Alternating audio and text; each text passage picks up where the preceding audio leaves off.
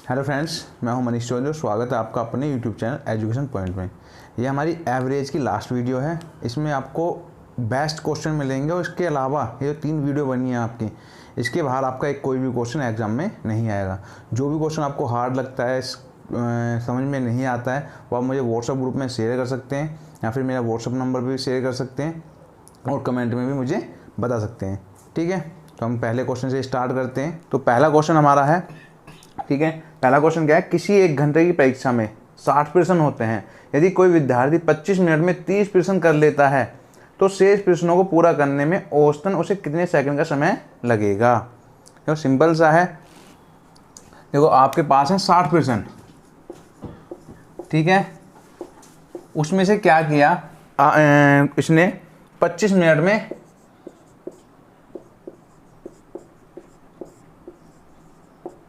30 प्रश्न कर लिए। ठीक है, समय मिलता है आपको 1 घंटा, मतलब 60 मिनट मिलते हैं आपको। ठीक है, समय जब 25 मिनट खत्म हो गया, आपके पास बचे 35 मिनट। ठीक है, प्रश्न बचे आपके पास 30। ठीक है, तो ये क्या है, प्रत्येक प्रश्न को औसतन कितना समय मिलेगा। 30 प्रश्न के लिए आपके पास है 35 मिनट, या फिर सेकंड में बदल देंगे, 60 की गुणा कर देंगे, 35 गुणा 60। ठीक है, दिखाई नहीं दे रहा, थोड़ा सा देखो लिख लेते हैं, 35 गुणा 60। ठीक है, तो एक प्रश्न के लिए पूछ रहा है, तो एक प्रश्न के लिए कितना समय लगेगा, 35 गुणा 60 बटे 30, 30 दूनी 60, 70 यानी सेकंड, कि एक क्वेश्चन के लिए औसतन 70 सेकंड आपको मिलेंगी। क्लियर है, समझ में आया। नेक्स्ट क्वेश्चन पे चलते हैं। नेक्स्ट क्वेश्चन क्या है आपका, क्वेश्चन कहता है कि 20 संख्याओं का औसत 35 है। बाद में पाया गया कि गणना करते समय एक संख्या 85 को गलती से 45 गिन लिया गया, तो सही औसत क्या है। तो क्वेश्चन ऐसे मैं करा चुका हूँ अपनी लास्ट वीडियो में, जिसने लास्ट वीडियो देखी होगी उसको अच्छे से समझ में आएगा। तो क्या है आपका, 20 संख्या का औसत 35 है आपका। ठीक है, कितना है, 35। इसके बाद क्या है, बाद में पाया गया कि गणना करते समय एक संख्या 85 को, कोई संख्या आपके पास 85 थी, जिसको क्या पढ़ लिया आपने, 45 पढ़ लिया। ठीक है, जितनी थी उसे देखेंगे, जितनी थी उसको प्लस में लेना है और जो पढ़ लिया है उसको माइनस में लेना है। ठीक है, आपकी थी 85, पढ़ कितना लिया, 45। ठीक है, 85 प्लस में लिया आपने और 45 माइनस में ली। ठीक है, इसके बाद ये हो गया, अंतर आ गया आपके पास 40। ठीक है, कितनी संख्या होगा ये आपका, कितनी संख्या का, 20 का। तो इसको 20 से डिवाइड कर देना है आपको, 20 से डिवाइड किया, 20 दूनी 40। ये 2 जो आ गया किसका है, प्लस का है आपका। तो क्या करेंगे, इसमें 35 में 2 जोड़ देंगे, 35 प्लस 2 37। जो नया औसत है आपका वो कितना आ जाएगा, 37। क्लियर है। ठीक है, आगे चलते हैं नेक्स्ट क्वेश्चन पर। नेक्स्ट क्वेश्चन है आपका कि 7, 5, 13 x और 9 का समांतर माध्य है, 10 हो तो x का मान क्या है।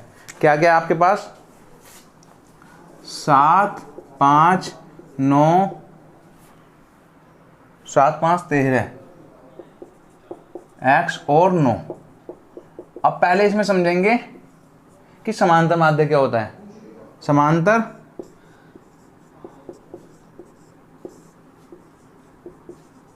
माध्य, ये जो होता है समांतर माध्य आपका औसत ही होता है, औसत को ही हम समांतर माध्य बोलते हैं। ठीक है, जो आपका औसत होगा, एवरेज होगा, वही आपका समांतर माध्य होगा। ठीक है, इसके साथ साथ क्या है, इसका समांतर माध्य जो है आपका,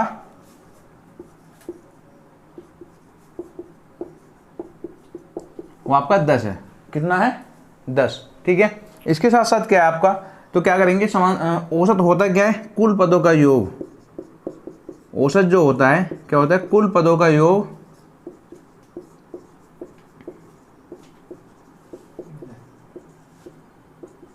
बटे कुल पदों की संख्या।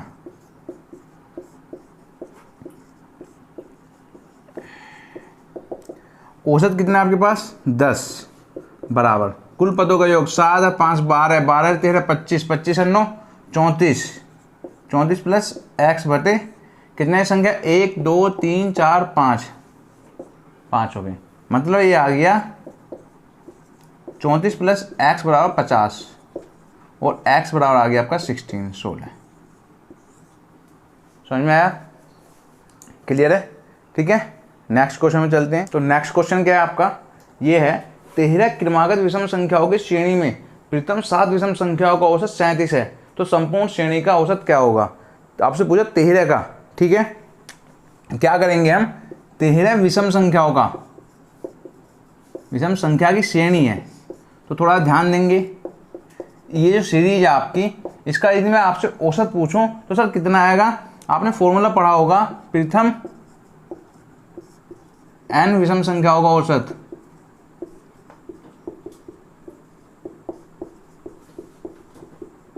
कितना होता है हमारा? n होता है। ठीक है, पढ़ा है ये, तो हम ये चीज यहीं लगाएंगे, 13 विषम संख्याओं का औसत कितना होता है? 13। ठीक है, अब ये दे रहा है प्रथम 7 विषम संख्याओं का, प्रथम 7 विषम संख्या का औसत कितना होगा आपका? कितना दिया हुआ है आपका? 37। ठीक है, कितना दिया हुआ है? 37। तो अब करना है क्या है, इसमें करना है क्या आपको? प्रथम 7 का निकाल लेना है, प्रथम 7 विषम संख्या, तो कितना होता है आपका? 7। ठीक है, तो अब क्या करेंगे, जैसे हमने अपनी लास्ट वीडियो में बताया था कि जो ये औसत दिया होता है उसमें से ये माइनस कर देते हैं, तो कितना आ गया आपका? 30 आ जाएगा।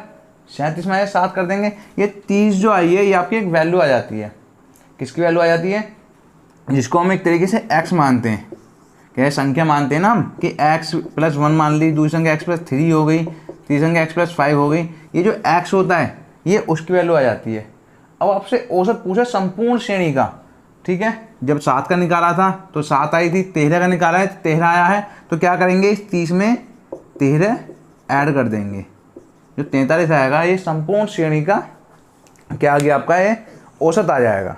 ठीक है, हाँ, तो नेक्स्ट क्वेश्चन क्या है आपका, ये कह रहे हैं 9 मापन का औसत, 9 संख्याओं का औसत 35 था, बाद में ज्ञात हुआ कि त्रुटि के कारण 18 को 81 पढ़ लिया गया, तो सही औसत क्या था?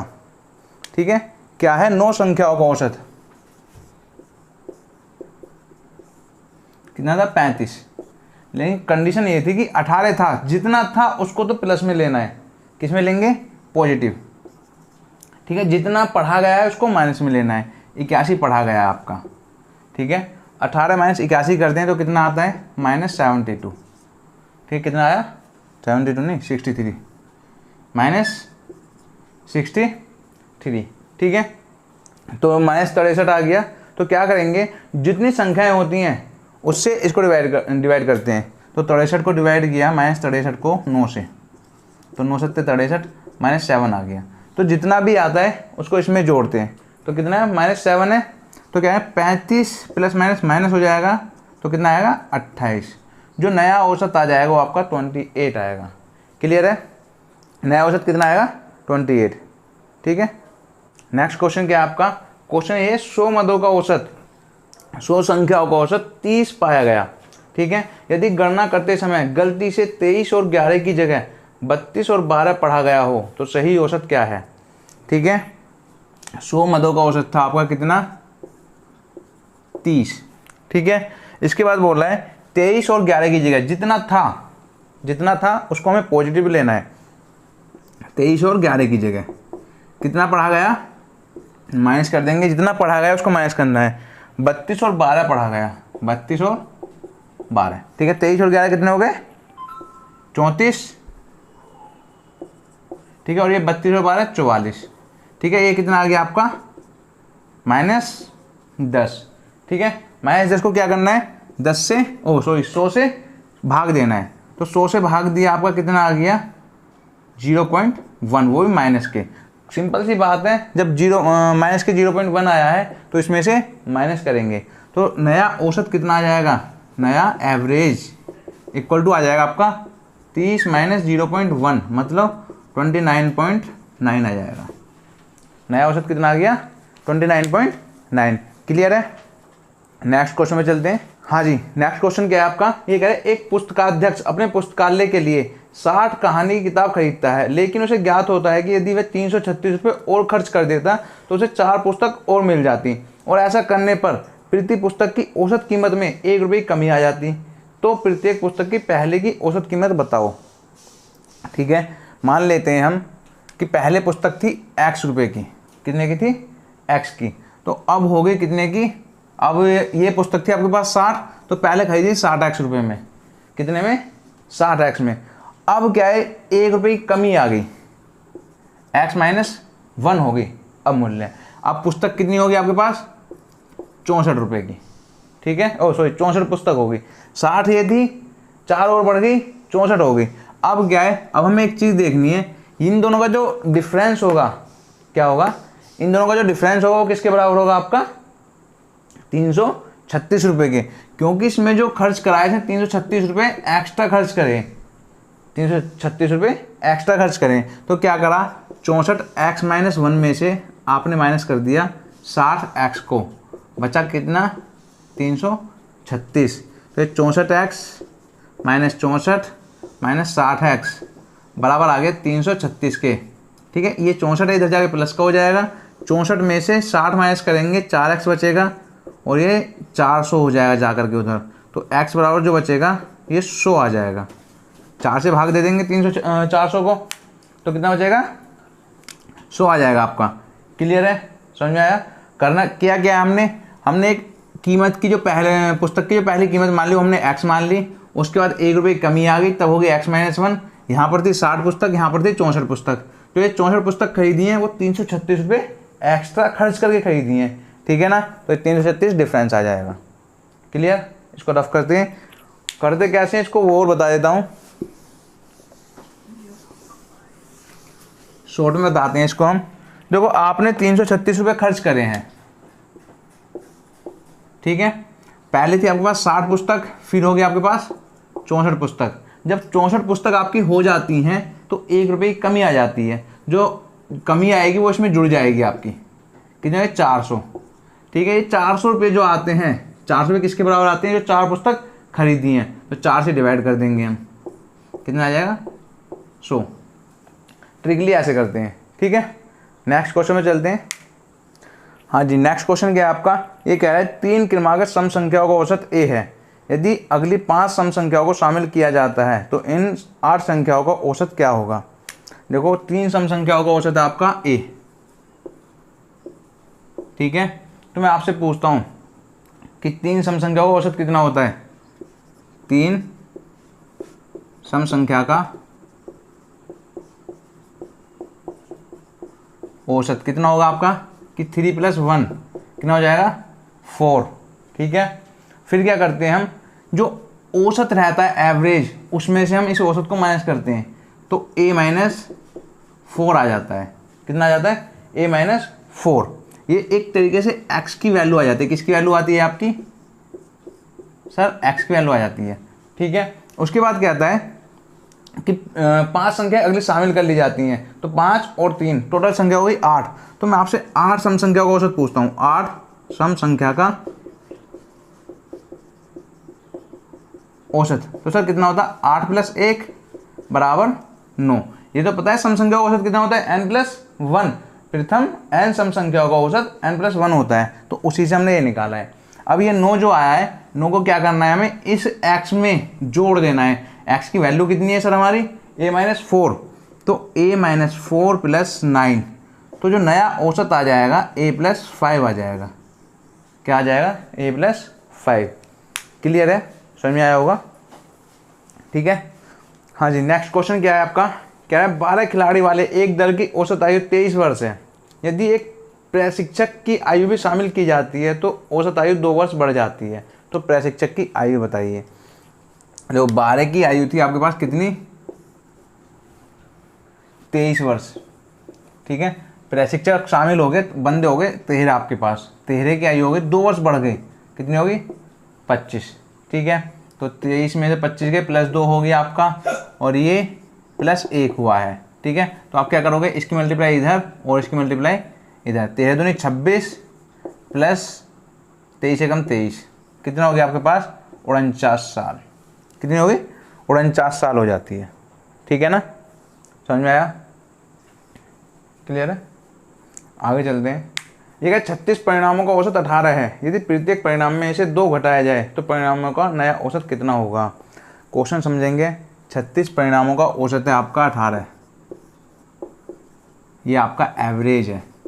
एक चीज़ और बता देता हूँ इसमें, यदि हम प्रत्येक संख्या में जितना जोड़ें, जितना घटाएं, जितना भाग, जिससे भाग दें, जिससे गुणा करें, वही काम हमें एवरेज में करना होता है। क्या करना होता है, एवरेज में वही काम करेंगे। अब क्या है, प्रत्येक संख्या में से 2 घटाया जाए तो क्या करना है, हमें एवरेज में से भी 2 घटा देना है। सिंपल सी बात है। 18 माइनस 2 कर देंगे तो कितना आ जाएगा, 16 आ जाएगा। अब यहीं हमसे ये बोलता कि प्रत्येक संख्या में 2 जोड़ा जाता है तो एवरेज कितना हो जाएगा सर हमारा, 18 प्लस 2 कितना हो गया, 20। अब यहीं हमसे ये बोलता कि प्रत्येक संख्या को 2 से भाग दिया जाता है, प्रत्येक संख्या को 2 से भाग दिया जाता है तो एवरेज कितना हो जाता, 18 भाग 2 कितना आ गया, 9। ठीक है। अब यही हमसे ये बोल दिया जाता कि प्रत्येक संख्या में 2 की गुणा की जाती है तो कितना हो जाता, 18 गुणा 2 कितना आ गया, 36। इस चीज़ को ध्यान रखेंगे। ठीक है। जो भी बोलता है चाहे 4 जुड़वाए चाहे 4 घटवाए तो प्रत्येक संख्या में से एवरेज में से भी घटाना पड़ेगा। ठीक है। नेक्स्ट चलते हैं। ये कह रहा है 11 संख्याओं का औसत 7 है, यदि सभी संख्याओं को दोगुना कर दिया जाए तो नया औसत क्या होगा। देखो 11 संख्याओं का औसत आपके पास 7, ये कह रहा है सभी को दोगुना कर दो, सभी को दोगुना कर दो तो क्या करना है, एवरेज को भी दोगुना कर देना है। अभी बताया था मैंने लास्ट क्वेश्चन में 14, तो एवरेज कितना हो जाएगा, 14। क्लियर है। नेक्स्ट क्वेश्चन पे चलते हैं। ये कह रहा है 7 के प्रथम 7 गुणजों का औसत क्या होगा। 7 के प्रथम 7 गुणज कौन कौन से होते हैं, 7, 14, 21, 28 और 35 और 42 और 49 ये होते हैं। ठीक है। इनका एवरेज पूछ रहा है आपसे तो क्या करें, 7 कॉमन ले लिया हमने, 7 कॉमन ले लिया, 1 plus 2 plus 3 plus 4 plus 5 plus 6 plus 7। अब ये मान लो ये संख्या है आपके पास कितनी है, 1 से 7 तक का औसत पूछता हूँ मैं, प्रथम 7 संख्याओं का औसत पूछूँ आपसे तो सर सिंपल सा होता है n+1/2 होता है, कितना आ जाएगा, 4 आ जाएगा। ठीक है। जब एवरेज आपका इनका 4 आ गया तो 7 गुना करना है, कितना करना है, 7 गुना। तो क्या कर देंगे हम, 7 गुना 4 कर देंगे, सिंपल सा कितना आ गया, 28। ठीक है। यदि आपसे 10 गुणजों का पूछता तो क्या करते, 10 संख्याओं का, प्रथम 10 संख्याओं का औसत 10 + 1/2 मतलब 5.5 गुणा 7 कर देते। कितने का भी पूछे, ठीक है, उतना कर देना है। ठीक है। हाँ जी। अब आपका लास्ट क्वेश्चन है, ये 41 लगातार विषम संख्याओं का औसत 49 है तो सबसे बड़ी संख्या ज्ञात करो। लगातार 41 लगातार विषम संख्याएं हैं,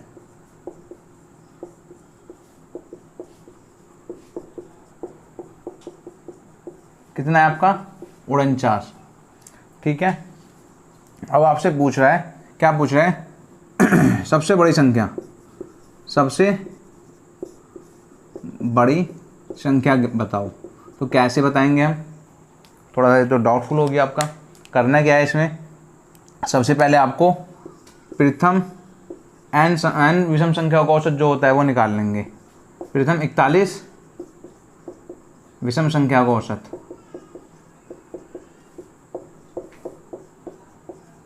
कितना होता है हमारा, 41 ही होता है सर हमारा, कितना होता है, 41। ठीक है। तो 49 में से 41 माइनस किया, कितना आ गया, 8।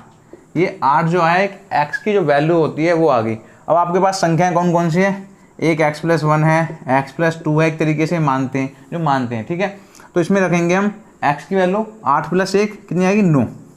कितनी आ जाएगी, 9। तो सबसे छोटी संख्या तो होगी आपके पास 9। तो सबसे बड़ी निकालने के लिए एक फॉर्मूला होता है, या तो आप सीधा गिनती गिन लो। ठीक है। अब यार फॉर्मूला देखो तो क्या होता है, एक Tn बराबर होता है a + n-1 × d। d क्या है, विषम संख्या के लिए 2, सम संख्या के लिए 2 और प्राकृतिक संख्या के लिए 1 होता है। ये देख लेंगे। d की जो वैल्यू होती है 2 होती है सम और विषम के लिए, और d की वैल्यू होती है 1 प्राकृतिक संख्या के लिए। ठीक है। अब a क्या है आपका, a है आपका पहली संख्या, प्रथम संख्या, ठीक है।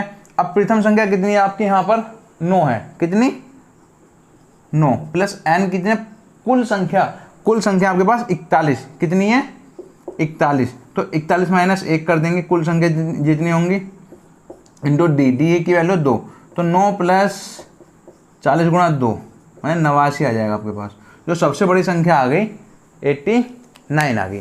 ठीक है, क्वेश्चन समझ में आए होंगे। जो क्वेश्चन समझ में नहीं आया हो उसको मेरे साथ शेयर कर सकते हो। ठीक है, यदि वीडियो पसंद आई हो तो वीडियो को लाइक करें, चैनल को सब्सक्राइब करें।